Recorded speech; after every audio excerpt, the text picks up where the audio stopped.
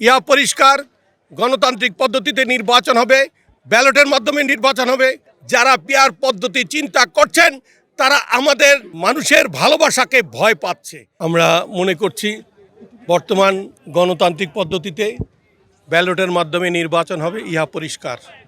এবং এখানে যে বেশি সংখ্যক সংসদ সদস্য হবে তারা সরকার গঠন করবে, এটা শিখে আসছি, দেখে আসছি।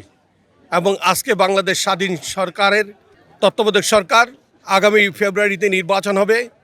নির্বাচন নিয়ে কোনো তালবাহানা 22 কোটি মানুষ সহ্য করবে না। ইহা পরিষ্কার, গণতান্ত্রিক পদ্ধতিতে নির্বাচন হবে, ব্যালটের মাধ্যমে নির্বাচন হবে। প্রতি এলাকায় নির্বাচন হবে, যেই এলাকায় প্রতিদ্বন্দ্বিতা করবে, যে পাশ করবে বেশি সংখ্যক পাবে, সরকার গঠন করবে, ইহা পরিষ্কার।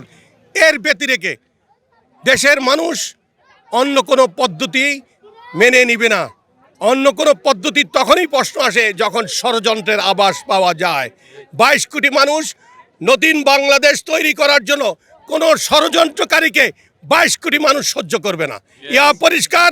ব্যালটের মাধ্যমে যেভাবে স্থানীয় সরকার নির্বাচন হয় সেই পদ্ধতিতেই নির্বাচন হবে, এর অন্য কিছু করার সুযোগ নেই। 25 বছরের ওয়ারেন্টিযুক্ত দীর্ঘস্থায়ী দরজা প্রোটেক্টর, আধুনিক ও মজবুত দরজা।